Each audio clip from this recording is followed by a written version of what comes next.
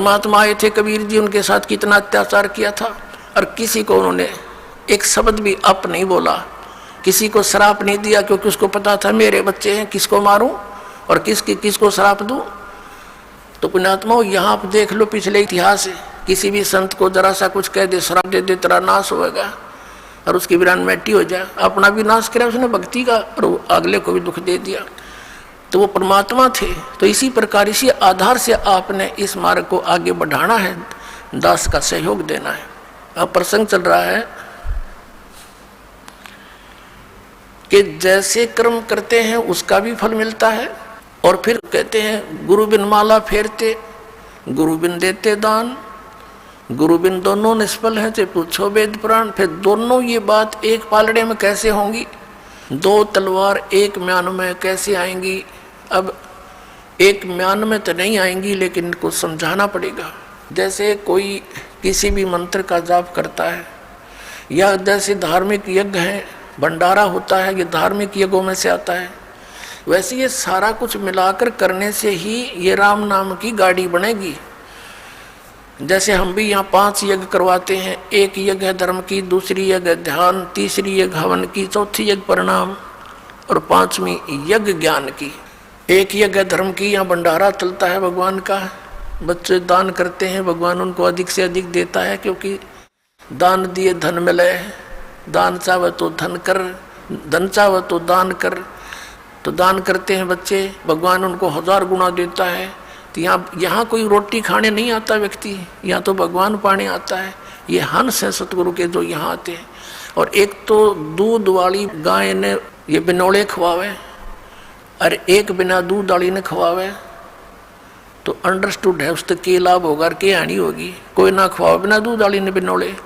तो ये जो भक्त हैं ये तो दूध वाली भैंस गाय समझ लो, और बिना भक्त है वो वैसे। लेकिन खाना द्वार पे आपके कोई आ जा, रोटी अवश्य खिलावे, प्रार्थना 100 बार करे, भोजन पाओ, वो भी एक धर्म है। लेकिन वैसे ही गांव में इकट्ठे करके कोई खुशी होगी, तुम हमने खवा दो, मैं तुम न खवा दूँ, ये कोई धर्म हुआ? ये तो एक परंपरा घेर लिया हमने। तो यहाँ धर्म होता है, शास्त्र अनुकूल साधना होती है। पूरे विश्व में एक स्थान है जो यहाँ पर धर्म होता है, जो शास्त्र अनुकूल साधनाएं होती हैं, और इसी से लाभ होता है। हम परम अक्षर ब्रह्म की मूल की पूजा करते हैं, अन्य कोई शाखा की करता, कोई तने पर की कर रहा है, कोई कहीं लग रहा है। तो और कोई वैसे सिर पैर नहीं, उसका कीकर का लट गाड़ के उसने नो का यो आम का पौधा है, कोई बबूल बो करके उसको आम समझ कर सींच रहा है। तो यथार्थ ज्ञान, यथार्थ भक्ति और सत प्रमाण आपको यही मिलेंगे। तो जैसे एक यज्ञ है धर्म की, दूसरी यज्ञ ध्यान या भंडारा होता है, दिन रात सदा व्रत चलता है कबीर भगवान का, सदा व्रत है ये। भगवान कबीर साहब का चला हुआ, जीव के बस का नहीं। ऐसे सिस्टम को कोई बना दे या इस पृथ्वी पर चालू कर दे, सतलोक से भेजता अपने बच्चों के लिए एक्स्ट्रा ऐड आपके लिए। आपकी किस्मत में नहीं होता जो भगवान आपको कबीर साहब देगा, क्योंकि आपकी किस्मत में होता तो इससे पहले ही बहुत कुछ हो जाता। यहाँ आपके किस्मत में एडिशन करेगा भगवान, और आपके पाप कर्मों को नाश करेगा, उन प्रारब्ध के अंदर आने वाले संकटों का नाश करेगा। जैसे फसल के अंदर खरपतवार पैदा हो जाता है, अब एक औषधि बन गई। ये मटेरियल तो पहले भी था, लेकिन इसको बनाने वाला नहीं था। अब वैज्ञानिकों ने वो ऐसी औषधि बना दी कि उस फसल के अंदर उस औषधि को डाल देते हैं तो फसल बच जाती है, खरपतवार का नाश हो जाता है। तो इन सदग्रंथों में वही मंत्र हमारे विद्यमान थे, लेकिन ये सारनाम जो था ये गुप्त था। परमात्मा कहते हैं सोहम शब्द हम जग में लाए, और सार शब्द हमने गुप्त छपाए। और उस सार शब्द को अभी तक सार्वजनिक नहीं करना था। धर्मदास मेरी लाख दुहाई, ये सार शब्द की तबार ना जाई। सार शब्द बार जो पढ़ी बिचली पीढ़ी हंसनी तरही, सार शब्द जब तक छुपाई जब लगे 12 पंथ मिट जाई। तो इस सार शब्द को सार्वजनिक करना था, डिक्लेयर करना था, तो ये समय अब तक छुपाना था। तो ये जो पाप नाशक औषधि ईब तैयार होगी, जो खरपतवार का नाश करती है और फसल सुरक्षित रह जाती है। तो इस प्रकार यहाँ जो भंडारे होते हैं, ये भंडारा है, ये धर्म यज्ञ है। दूसरी यज्ञ ध्यान की, या ऐसा ज्ञान सुनाया जाता है, उस परम पिता का चिंतन यानी ध्यान होता है, मेडिटेशन होता है। मेडिटेशन ये हठ योग नहीं है, 2.5 घंटे बैठ सुबह 2.5 घंटे शाम। इससे पहले हजारों वर्ष डड़े ढोके चले गए वो ऋषि जी। और ये राधा स्वामी धन सतगुरु वाले और ये क्या कहे, हम तो सीधे त्रिकुटी में ध्यान लगाओ है। एक भगत कह रहा था, बोला वो ऋषि कुंड से एडी में ध्यान लगाया करते जो 18 वर्ष धक्के खा गए, वह भी त्रिकुटी में लाया करते। तुमने ना सोचो थारी परम धनी लाई त्रिकुटी ने ढूंढ गए, या तो इन्हें गा के गिर रखी है त्रिकुटी, इस आगे किससे ना पता, और उन त्रिकुटी का भी ना पता कहाँ पर है। तो ये ध्यान जो है ये क्या है, एक टेंशन टाइप होना चाहिए हमारा, टेंशन जिसका हो जाती है। जैसे किसी को किसी भी कारण से टेंशन होगी तो उसकी रह रहकर माइंड की सुई वहीं जाएगी, बात भी कर रहा है थोड़ी देर के बाद फिर वहीं किसी से बतलाता है, 2 मिनट के बाद फिर वहीं ध्यान पहुंच जाता है। तो ये है हमारा मेडिटेशन, ये है सहज समाधि। जो पति भरता पति से राती आन पुरुष नहीं भावे, बसे पीहर में सुरत प्रीतम में ऐसे ध्यान लगावे। जैसे बेटी अपने घर आ जाती है, वो रहती अपने पिता के घर पर है लेकिन उसका ध्यान पति में रहता है, वहाँ के कार्यक्रम में रहता है, वो बातें भी करती है काम भी करती है लेकिन अंदर से उसका ध्यान वहाँ से, वो है मेडिटेशन। हमारा मेडिटेशन ये है क्योंकि हम परमात्मा के यहाँ गुणों से ज्ञान यज्ञ से ऐसा प्रेरित कर देंगे कि आपका ध्यान उस सचखंड के अंदर रहने लग जाएगा।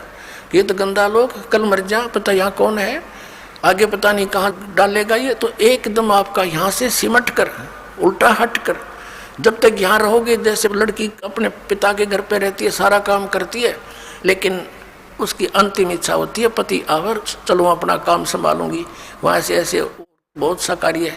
तो ये हमारा मेडिटेशन ये है, ये सहज समाधि कहलाती है। और फिर क्या बताया, जैसे आप कई दिन पहले यहाँ आने के लिए, क्योंकि घर में 2 सदस्य नाम ले रहे हैं, 4 नहीं ले रखा, तो वो रोज़ वो ये भी कहते हैं तीसरे दिन चले जाते हो, तुमने तो पता नहीं क्या पा गया। तो वो भी चिंता बन जाती है कि ये हम चालन की कहेंगे, ये तोड़ी घेरेंगे। तो उसके लिए भी आपको सेटिंग करते हो, पहले से कोई अच्छी तरह घना काम करते हो, 100 काम सेट करते हो, कहीं ये ट्या ना करें। तो वो भी जानना है भगवान का यहाँ आने के लिए। तो इस प्रकार दूसरी यज्ञ ध्यान और तीसरी यज्ञ हवन की, यहाँ पर जोत जलाई जाती है उस देसी घी की, गाय और भैंस के घी की। अब वेदों के अंदर कहीं भी यो भट्ट बाल के हवन करने का निर्देश नहीं है, ज्योति यज्ञ बोला है, ज्योति यज्ञ। एक ज्योति से यज्ञ होता है, हवन होता है, ज्योति हवन। ज्योति यज्ञ हवन कहलाता है। एक जोत लगाई जाती है रुई की, पतली सी जोत में, उसमें घी डालते रहो। 100 ग्राम 200 ग्राम रुई में आप चाहे 100 क्विंटल घी को हवन कर दो, और 100 क्विंटल घी को हवन करने के लिए लकड़ी तक कम से कम भी 10 क्विंटल फूकनी पड़ेंगी। तो उस लकड़ियों के जलने से कार्बन डाइऑक्साइड एक्स्ट्रा और आने ही करेगा। और 100 ग्राम 200 ग्राम रुई में 100 क्विंटल घी को हवन कर दो, उसमें डालते रहोगी। तो ये परमात्मा ने चलाई थी। और इन राधा स्वामी धन धन सतगुरु जय गुरुदेव वाले, ये जनोद वाले, ये निरंकारी सतपाल वाले, सारे ये जितने, ये उन जोत लुआनी भी बंद कर दी। पहले हमारे सबके घरों में हवन योग होते थे, जैसा भी उनको ज्ञान था ज्योति लाते थे, ऐसे टेढ़ी दीपक बोलते थे उसको, घी की तो जलाते थे थोड़ी सी। अभी न वो भी बंद करवा दी। बताइए फिर लाभ कैसे होगा? इनको हम तो अंदर जोत जलावाएंगे। उस शिवदयाल का जलगी जोत बुक्की में बैठा भूत बना, इन बाकी क्या गौर जल जाएगी थोड़े दिन में। धर्म छुटवा दिया। अब पुनः इस दास के ऊपर इतना वजन आ गया कि उस बिगड़े हुए सारे सिस्टम को फिर सेट करवाना, और किसी को कोई विरोध का सामना करना पड़ रहा है, किसी को किसी का। लेकिन ये ज्ञान होने के बाद फिर तो मीराबाई वाला काम हो जाएगा आपके साथ में। चाहे कोई गुंडी कहो चाहे बुंडी, मेरी तो सूरत राम में लगी, मुझे कुछ भी कहो, अब मैं इस मार्ग से विचलित नहीं हो सकती। तो ऐसे ही आपके साथ बनेगी, तब आप भक्त बनोगे। अब तीसरी जगह हवन की, यहाँ जितने भी पाठ होते हैं, जैसे अब के 400 पाठ चल रहे हैं, तो 404 क्विंटल घी का हवन होगा, बल्कि 4.5 क्विंटल का, कि मैं अन्य जोत अलग से होती है उनका। और पर 10वें दिन ऐसे ही 4-5 क्विंटल घी का या परमात्मा का हवन होता है। तो ये विधिवत यज्ञ है। चौथा यज्ञ प्रणाम। अब जैसे यहाँ दंडोत प्रणाम कराते हैं, इस मन के अंदर, हमारे अंदर इतना गंद भर दिया इस काल ने, अभिमान ठोक दिया। अभिमान के पास भगवान नहीं आ सकता।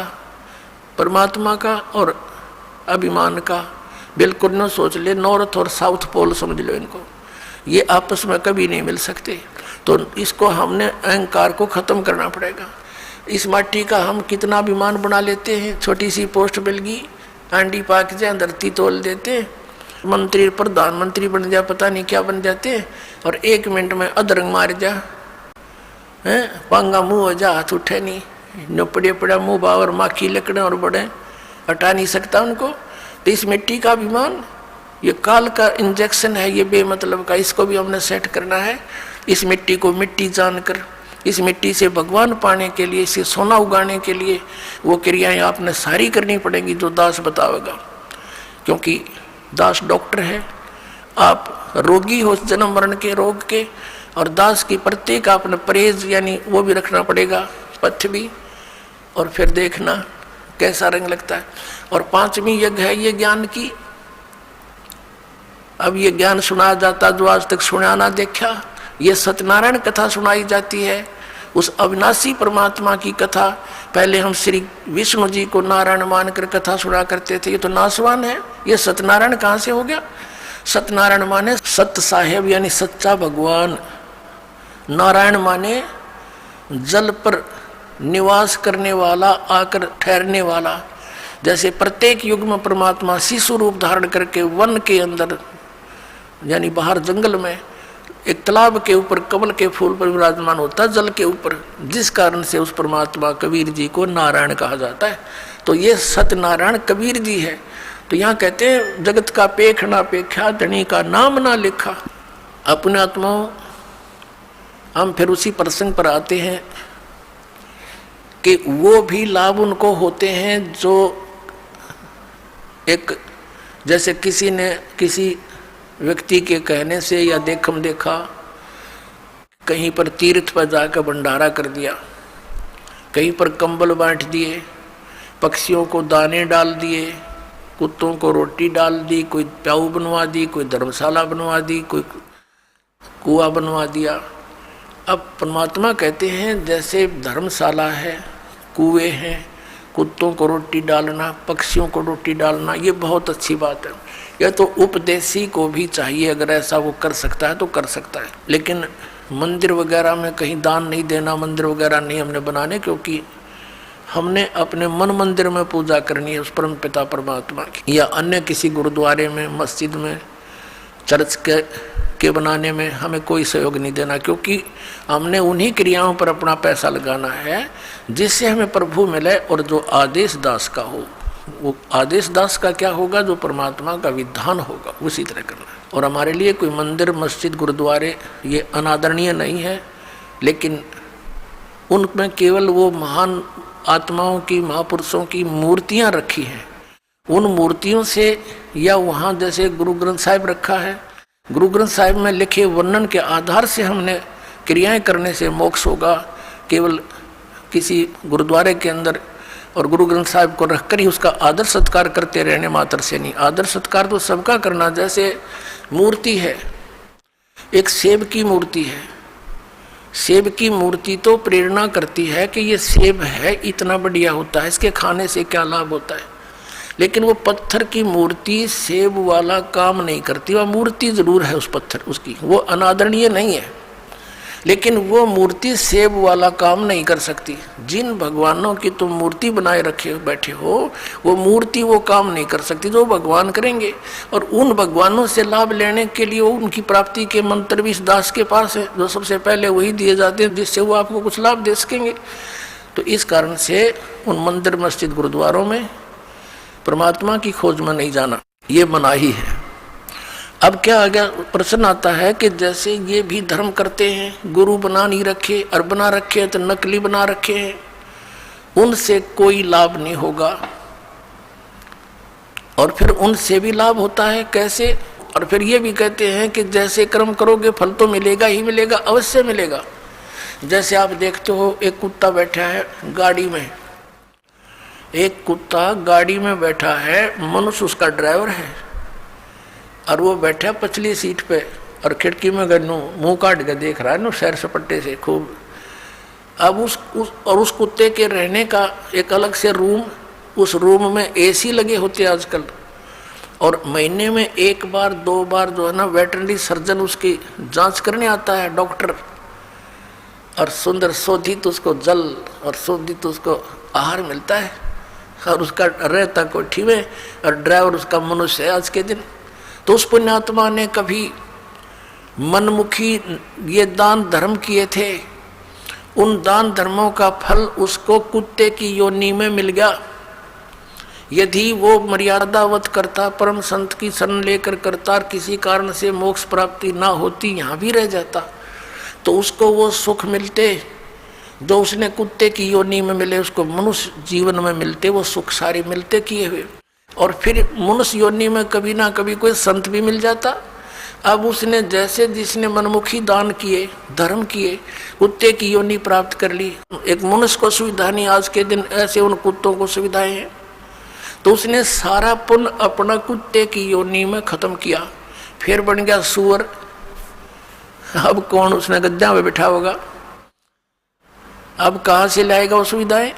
तो इस प्रकार ये जो किया हुआ कर्म तो मिलेगा ही मिलेगा, लेकिन जो गुरु के बिना दान करते हैं वो इसलिए यूजलेस है, उसने तो जीवन नाश कर लिया।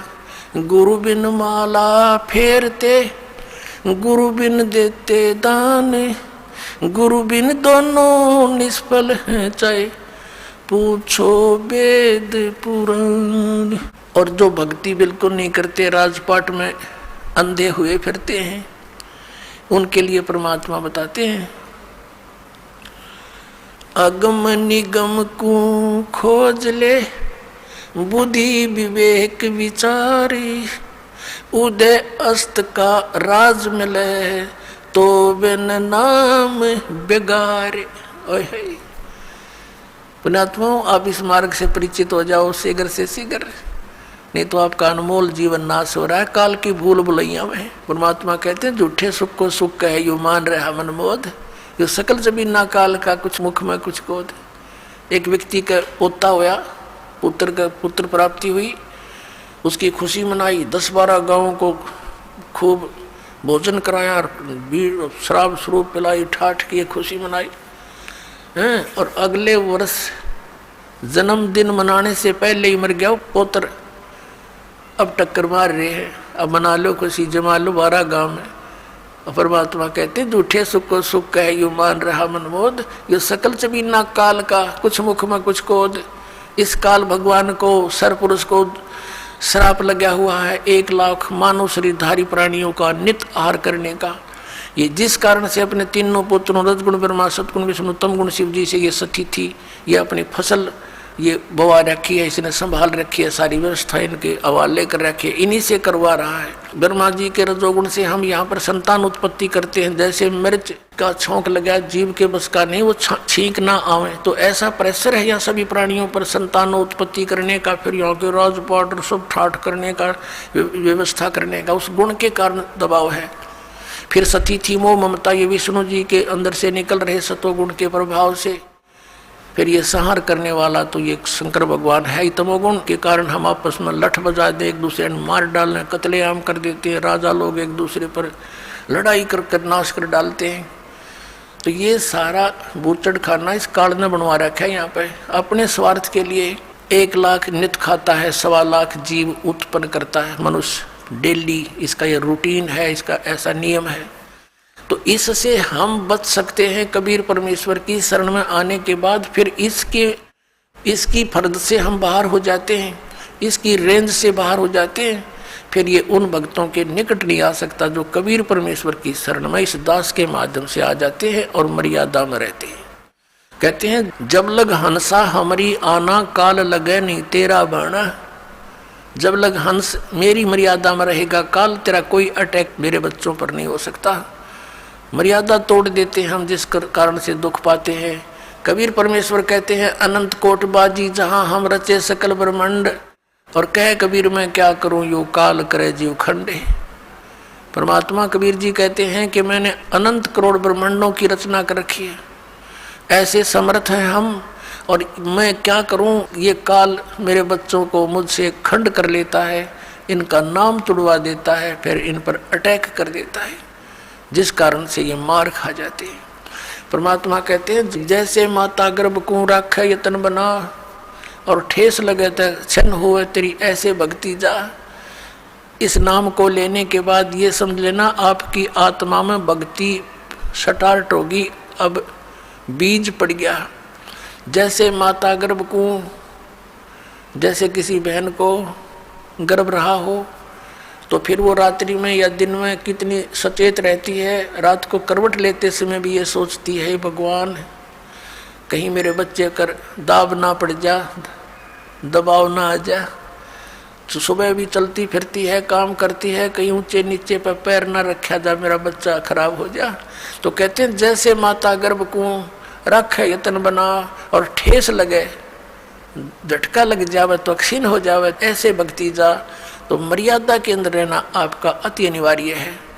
मर्यादा कितनी कंपलसरी है और क्यों बताई है भगवान ने। जैसे हम कथा सुनते आए हैं कि एक बार लक्ष्मण ने सीता जी के कुटिया के चारों ओर रेखा खींच दी थी और कहा था कि हम जा रहे हैं मृग को खोजने के लिए, आप इससे बाहर मत आना, इसके अंदर कोई नहीं आ सकेगा। उसी समय रावण का उद्देश्य था उसको उठाने के लिए, सब उसने ये षड्यंत्र रचा था। रावण जब आया साधु रूप बनाकर भिक्षा लेने के लिए, तो उस रेखा के निकट आते ही रावण को एकदम इतनी लपट लगी अग्नि की, 10 कदम दूर जाके खड़ा हो गया बहुत स्पीड से, और सीता से कहा कि माई साधु संतों को साथ ऐसा नहीं करना चाहिए, और भिक्षा देनी है तो बाहर आकर दे दीजिए, नहीं तो तुझे ये हो जाएगा वो हो जाएगा। उसने सोची कि साधु संत है, क्या फर्क पड़ता है, भिक्षा ले अभी देकर वापस आ जाती हूँ। उसने रेखा उल्लंघ कर रावण के भिक्षा देनी चाहिए थी, तो वहीं से बाजू पकड़ ली, उठा ले गया और पटक दी वहाँ लंका के अंदर 9 लखा बाग में। अब उसको तो जरा सी लगी क्या फर्क पड़ा है, वो बोली पूछते तो न्यू कह के इस्तेबार मत जाइए, ना तेरी बिरान माटी हो जाएगी, गिल्ला मारी करावेगी, और वो कर दिया, वही काम करके धर दिया। करोड़ों आदमी मारे गए उस सीता को छुटवाने के लिए, जरा सी बात और उसके अंदर पड़ी रहती तो उसको क्या बिजली गिरती, धक्के खा के चला जाता रावण। तो पुण्यात्माओं, रावण समझो काल है, और मर्यादा ये लक्ष्मण रेखा समझ लो, जो नियम बताए गए आपको, फिर ये निकट नहीं आ सकता। काल डरे करतार से, जय जय जय जगदीश, ये जोरा जोड़ी झाड़ता, पगरज डारे शीशे। परमात्मा कहते हैं कि काल जो पीसे पीसना, जोरा है पनिहार, ये 2 असल मजदूर हैं मेरे सतगुरु के दरबार। कि जब तक आप परमात्मा की मर्यादा में रहोगे, या मौत निकट नहीं आ सकती आपके, ना आपके बच्चों के, जो मर्यादा में भक्ति कर रहे हैं। और कहते हैं यू काल डरे करतार से। करतार कौन? कबीर सिरजनहार है, अनंत कोट ब्रह्मांड का एक रति नहीं भार, और सतगुरु पुरुष कबीर हैं ये कुल के सिरजनहार। यू काल डरे करतारते, और जय जय जय जगदीश, और ये जोरा ये मौत कहते हैं जोड़ी झाड़ता, परमात्मा के जूते झाड़ता है, झाड़ती है मृत्यु, और उस धूल को अपने माथे से लगाती है और कहती है आपकी आज्ञा बिना मैं किसी को कुछ नहीं कर सकती। और परमात्मा कहते हैं काल जो पीसे पीसना, ये इसका नौकर समझो परमात्मा का, यहाँ का 21 ब्रह्मांड का स्वामी ब्रह्म। और जोरा है पनिहार, या मौत इसका पानी भरती है परमात्मा कबीर जी का। तो ऐसे समर्थ शक्ति की आपको शरण प्राप्त हुई है, लेकिन अपनी नालायकी और गलती से हम भगवान को त्याग कर काल के पाले में पहुंच जाते हैं, काल के अखाड़े में। तो वहाँ तो बकला उतरेगा, फिर वहाँ क्या मिलना था। अब प्रसंग तो चल रहा है कि जब तक हम परमात्मा की शरण में रहेंगे, इस काल का अटैक आप पर नहीं हो सकता। अब प्रसंग था कि अगम निगम को खोज ले बुद्धि विवेक विचार, उदय अस्त का राज मिले तो बिन नाम बिगाड़। अब बिगाड़ क्या होगी पुण्यात्माओं? जैसे हम पहले छोटे से थे हमारे गांव से और दूसरे गांव तक शहर जाने के लिए एक 3 व्हीलर चला करते, ये पेट्रोल के चले थे बड़े वाले। तो वो एक दिन 3 व्हीलर आया नहीं, उनमें से 2-3 चलते थे। तो आपस में बातें कर रहे थे, कल क्या हो गया, तू आया क्यों नहीं? उसने कहा कल मैं बेगार में फंस गया था। बेगार क्या होती थी, पहले ये पुलिस वाले, इनके थानों में कोई व्हीकल तो होते नहीं कहते, इनके पास ये जीप जाप, ये किसी भी व्हीकल वाले को पकड़ ले जाते थे और सारा दिन इधर उधर कहीं रेड लगाते थे। वो सारा खर्चा उस व्हीकल वाले को वहन करना पड़ता था, उस तेल का भी, और मिलना कुछ था ही नहीं, फ्री ऑफ कॉस्ट ले जाते थे। तो क्या होता है कि वो बता रहा था कि आज 200 रुपये का तो पेट्रोल लग गया, एक आने की कमाई हुई नहीं, और सारा दिन पंजा टिक्या नहीं, वहाँ चलो वहाँ चलो, सुबह पकड़ा था रात के 12 बजे छोड़ा हूँ। तो वो ऐसी दौड़ धूप, वहाँ चलो, यानी उस पहले वाले दिन से भी ज़्यादा तो सफ़र कर दी, खर्चा दोहरे तो हो गया, इनकम हुई नहीं, तो उसको बेगार बोलते हैं कि मेहनत दिखा गणी और पल्ला कुछ आवनी, इनकम ना हो।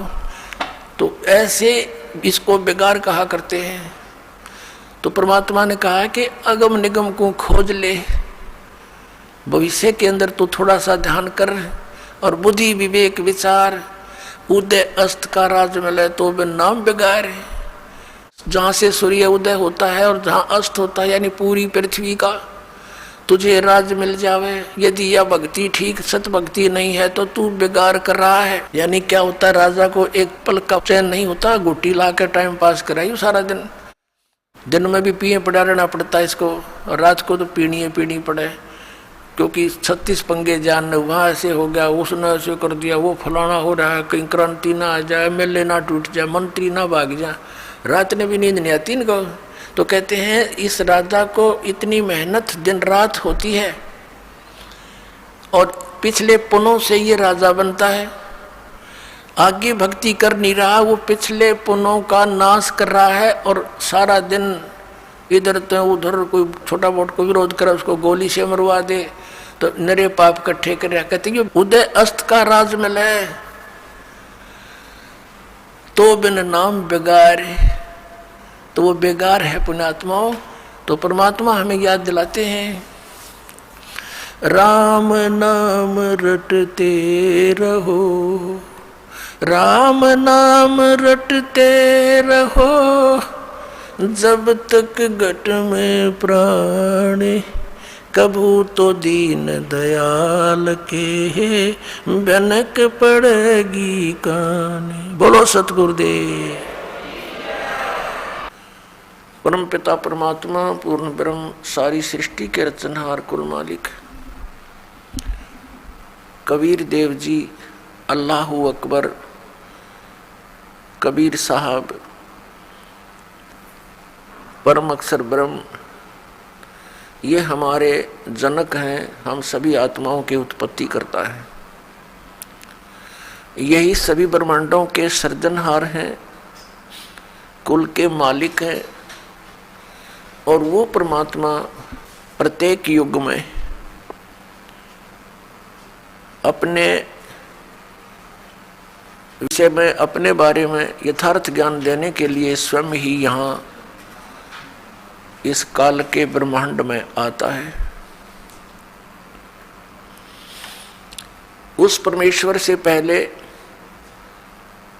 इस लोक के स्वामी, यहाँ के मालिक ब्रह्म के द्वारा सभी प्राणियों को, सभी मानव समाज को यथार्थ आध्यात्मिक ज्ञान से बहुत परे कर रखा होता है। शास्त्रों का नाम लेकर के इस ब्रह्म के दूतों ने, संदेश वाहकों ने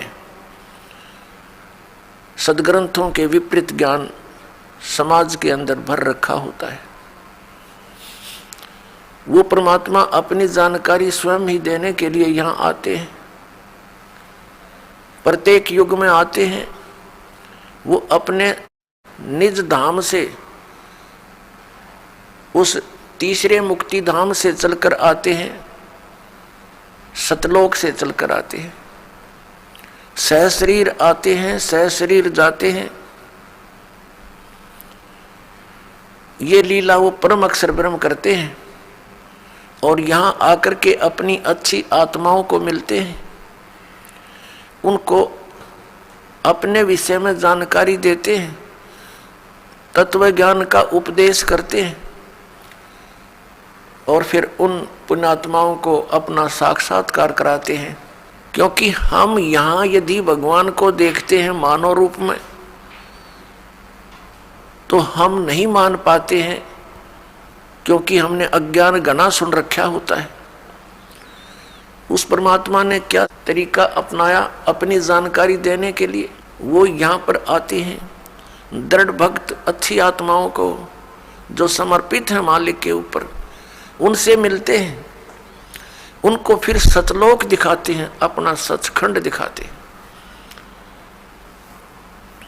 और वहां जाकर जब ये जीव आत्मा देखता है कि सचमुच यही तो भगवान है जो यहाँ से हमें ऊपर लेकर गया, और वहां भी भगवान मनुष्य सदृश नर आकार में है, उसके बाद उन पुण्यात्माओं को दृढ़ विश्वास हो जाता। आंखों देख भगवान को, वैसे तो साक्षात्कार भगवान का यहाँ भी हुआ, क्योंकि वही परमात्मा यहाँ भी बात कर रहे थे, मनुष्य सदृश थे एज इट इज, और वो एज इट इज ऊपर गए उन आत्मा को लेकर के साथ में, तो वहां भी वही थे, ऐसे ही थे।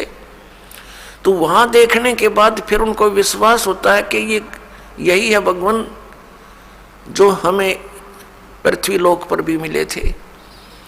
तो इसको साक्षात्कार कहते हैं। साक्षात्कार तो वो भी था जो स्वयं आकर परमात्मा मिले, बातें की, समझाने की चेष्टा की, लेकिन उससे हमें विश्वास नहीं हुआ, इसलिए ऊपर देखा जो भगवान को, उसी परमात्मा को, अनंत कोट ब्रह्मांड के कंट्रोलर के सिंहासन पर। तो उन पुण्यात्माओं को विश्वास हुआ कि ये है वो भगवान। अपनी इस लीला को करते हुए परमात्मा प्रत्येक युग में आते हैं, लेकिन इन काल से भ्रमित ये भोली आत्मा गुरुपद पर प्राप्त होकर विराजमान होकर के गुरुपद पर ये अभिमान के मारे उस यथार्थ ज्ञान को जानकर भी स्वीकार नहीं करते। क्योंकि परमात्मा ने बताया, काल ने ऐसा जकड़ दिया प्राणी को, इसके अंदर इतना अभिमान भर दिया कि राज तजना सहज है और सहज त्रिया का ने मान बढ़ाई ईर्षा दुर्लभ तजना ये। अरे इनके तजे बिना भगवान नहीं मिल सकता।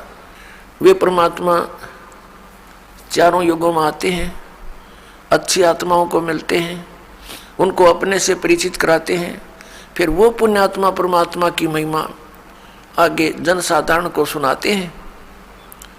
कुछ विश्वास करते हैं, कुछ नहीं करते हैं। जो विश्वास करते हैं उनका मोक्ष हो जाता है, जो विश्वास नहीं करते हैं वो काल के जाल में फंसे रह जाते हैं। इसी लीलावश परमात्मा सतयुग में आए, सत सुकृत नाम धराया, त्रेता में आए ऋषि मुनिंदर कहाया, और द्वापर के अंदर करुणा में नाम से प्रसिद्ध हुए प्रभु, और कलयुग नाम कबीर कहाया। काशी के अंदर भारतवर्ष की पावन भूमि में वो परमात्मा सन 1398 में सतलोक से आकर प्रकट हुए। काशी शहर से बाहर बने एक सरोवर जिसको लहर तारा तालाब नाम से जाना जाता है, उसमें विकसित कमल के फूल पर आकर के विराजमान हुए, एक शिशु रूप धारण करके। और वहां से एक नीरू नीमा नाम के जुलाहा दंपति उनको उठा ले गए। पति पत्नी थे, उनको संतान नहीं थी। परमात्मा की वहां लीला में प्रवेश में उन्होंने बहुत योगदान दिया। अपने आत्माओं, परमात्मा कबीर देव जी, कबीर साहब 25 दिन के हो गए थे लीला में, शरीर में, शिशु रूप में। उन्होंने कुछ भी आहार नहीं किया।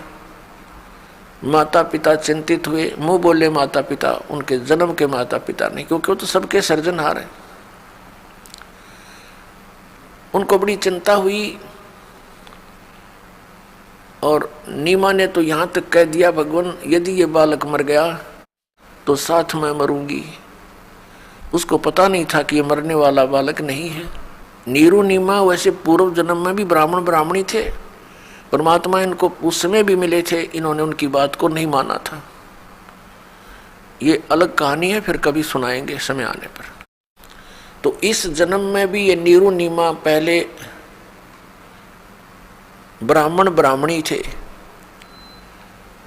और भगवान शिव के बहुत अच्छे श्रद्धालु थे, उसके पुजारी थे। निस्वार्थ भाव से कथा सुनाया करते शिव पुराण की, और जो भी पूजा आ जाती थी उसी से अपना निर्वाह करते थे। और अधिक जो पैसा होता था अपने खर्चे से अतिरिक्त उसको धर्म में लगा दिया करते थे, संग्रह नहीं करते थे।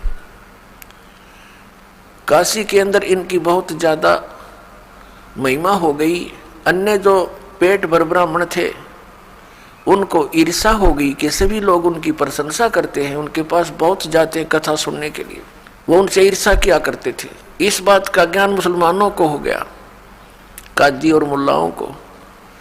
तो उन्होंने देखा कि ये इनका गौरी शंकर नाम था नीरू का, और सरस्वती नाम था नीमा का।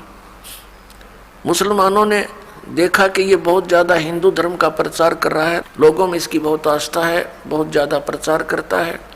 और उन्होंने ये भी देखा कि हिंदू धर्म के गुरु लोग इसके विपरीत हैं, उनकी तरफ से भी उनको संकेत मिल गया था कि इसका कर दो काम।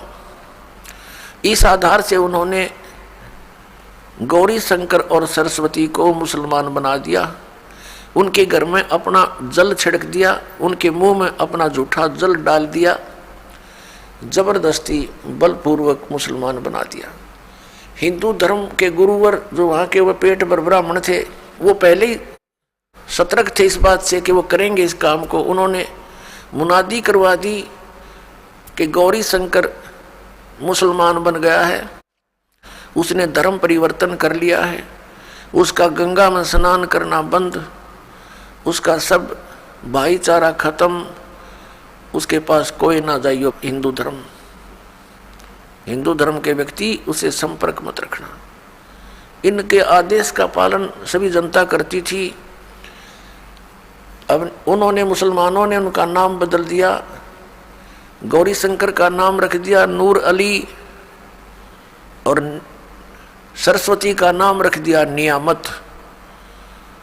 फिर शॉर्टकट में उनको नीरू और नीमा कहने लगे। अब वो मुसलमान भले ही बन गए थे, लेकिन भगवान शिव की आस्था उनके हृदय से हटी नहीं थी। जब परमात्मा 25 दिन के हो गए, कुछ आहार किया नहीं, तो अंडरस्टूड होता है कि बच्चा 2 दिन ना खाओ तो आंख निकल जा। भले ही परमात्मा स्वस्थ थे, लेकिन नीमा को चिंता करनी होगी और रो रो कर अपने भगवान शिव को याद करती है कि हे भगवान, या तो ये पुत्र देना नहीं था और दे दिया तो भगवान लेना नहीं चाहिए, यदि ये मर गया तो आपकी बेटी साथ मरेगी। हृदय से बोल रही थी। तब परमात्मा कबीर देव ने जो शिशु रूप में विराजमान थे, प्रेरणा करी भगवान शिव के अंदर। भगवान शिव आए शिवलोक से, अपने धाम से चलकर आए एक साधु रूप बना के, और कहा माई क्यों रो रही है।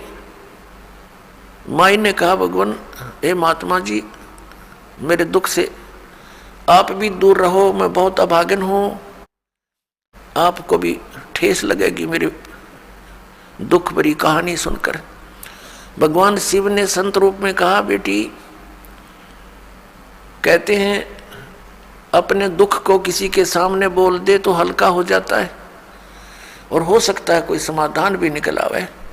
बताइए आपका क्या दुख है। नीमा ने अपनी सारी कहानी बताई कि मेरे कोई संतान नहीं थी, एक दिन अपने भगवान शिव से मैंने अर्ज करी थी, उसी दिन मेरी सुन ली थी। कमल के फूल पर लहरतारा नामक तालाब पर एक शिशु प्राप्त हुआ। अब ये बच्चा कुछ खा नहीं रहा है और ये कुछ पी नहीं रहा है, अब ये मृत्यु के कगार पर है। ये लड़का मर गया तो साथ में मरूंगी महात्मा जी, अब जिया नहीं जा सकता। तब भगवान शिव ने कहा कि दिखा तेरा पुत्र कहाँ है। नीमा ने सोचा साधु संत बड़ी प्रबल शक्ति वाले होते हैं, कुछ तो ये कर ही सकते हैं। लड़के को लाई उठाकर और भगवान शिव जो साधु रूप में खड़े थे उनके चरणों में डालना चाहा। परमात्मा वहां से आकाश में उड़ गए। 25 दिन के शिशु रूपधारी भगवान कबीर साहेब परम अक्षर ब्रह्म और भगवान शिव के मुंह के पैरेलल, सिर के पैरेलल आकाश में स्थिर हो गए। तब भगवान शिव ने ऐसे हाथ किया, उनकी बाहों में आ गए। तो ये सब लीला, वो नीमा ये सोच रही थी कि इस महात्मा में ये करामात है कि मेरे बच्चे को आकाश में उड़ा दिया। अब जो समर्थ होते हैं उनको अपनी महिमा की चिंता ना होती, महिमा कराने की आवश्यकता नहीं होती।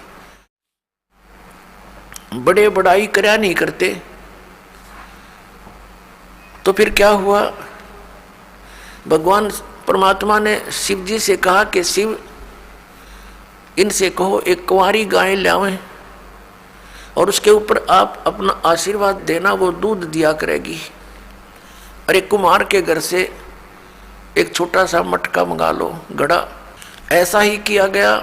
नीरू जो नीमा का पति था वो एक कुंवारी गाय ले आया और भगवान शिव ने उसके कमर पर आशीर्वाद भरा हाथ रख दिया।